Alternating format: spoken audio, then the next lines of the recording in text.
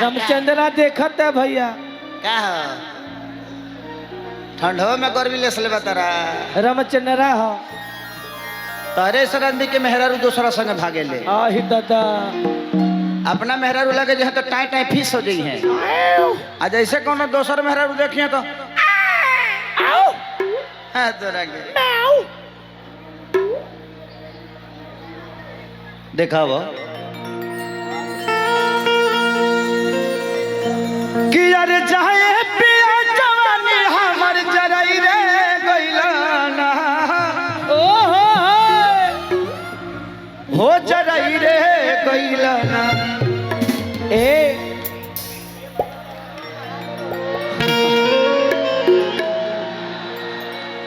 किरावृता झुलफिया बलम जाने लेवा बाटे जी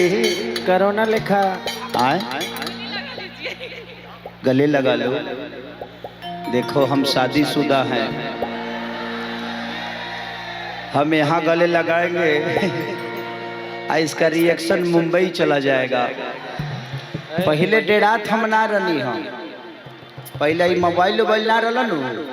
तो डर ना लगा चलो एकदम अबे मैं कितना जना लाइव कैल है हमार मौगी रात भर सूती जी भैया वो देखी जे कौना कौना के छुअले हई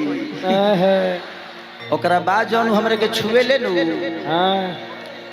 अब अपन हारला मेहरी के मारल केहू से ना कहल जाला केहू से ना जिंदगी में आप कितना भी बड़ा स्टार बन जाइए लेकिन घर में एक पति ही बन के रहिए एक बेटा ही बन के रहिए एक पिता ही बन के रहिए एक भाई ही बन के रहिए तभी आपका परिवार चल सकता है। खेसारी लाल यादव को इतना जनता लाखों जनता करोड़ों जनता प्यार करने वाली है। मैं यहाँ आप लोगों के लिए हो सकता हूँ कि बहुत बड़ा स्टार हूँ आपका प्यार हूँ लेकिन मैं अपने घर में मैं किसी का पति हूँ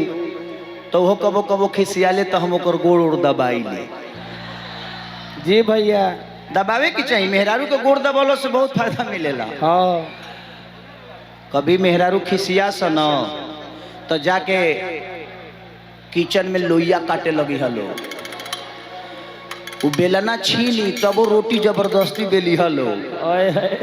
कहे छोड़ी ना हटी जाई होने हम बना के दिए ले अवतरी अपने मन से लेके चले। तो जिंदगी में मेहरारू के बनावे के बहुत उपाय बा कोमल दिल के मेहरारू होली सब एकनी के खीस ज्यादा दिन तक ना रहे तनी मनी ज्यादा देर ले ना रहे मना लेवे के चाहिए का कहलू गले लगावे के जी मेहरारू हो नो मैंने ही गले लगल है तो तू कहे चिलैल हो जिसे अर्थिंग जाता का तरह लगे तार बल्ब जर गई हो जी अरे दादा हो दादा एक से काल लोग पैदा बा धरती पर का कहल जाए का कि जरता जवानी जैसे अरे जरे यहाँ के कोयला के कि आगे लागो ऊपर तहरा रुपया कमैला के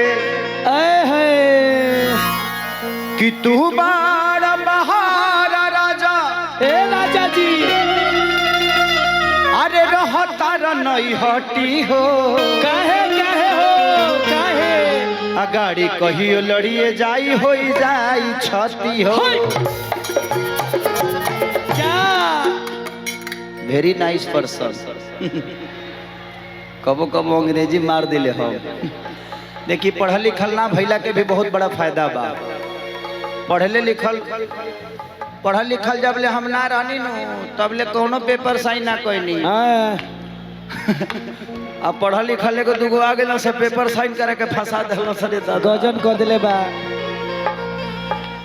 अरे कि जाए पिया जवानी हमर जराई रे गइलाना हो जराई रे गइलाना कि एगो नचनिए कर ओहि जे हे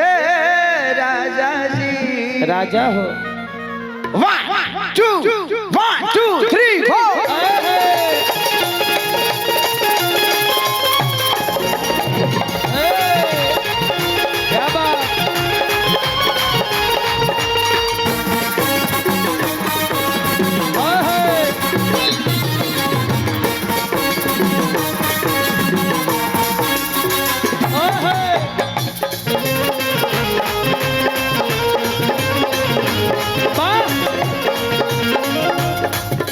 अरे जाए पिया जवानी हमर जराई रे गइला ना जाए पिया जवानी हमर जराई रे गइला ना अरे जाए पिया जवानी हमर जराई रे गइला ना हो जराई रे गइला ना। का नाम हो तहर? सोना। सोना। गोल्ड। पहले मिले रहते तो हम लॉकेट बना के पहन ले रहती तरह के। 1.5 किलो वाला। तू ब्याह से पहले कहे ना मिललू?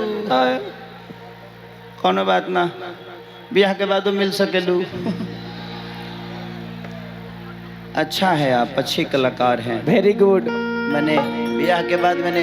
कामे करे खातिर नहीं मिली है। हाँ तारा ढेर मजा नहीं खे वो गजोरा रहा पूछो ही कैसे कहते ओ का तरह के ये जो तारा घर में भी है सिस्टम में भाऊजी। ज्यादा चेंजिंग नहीं खे।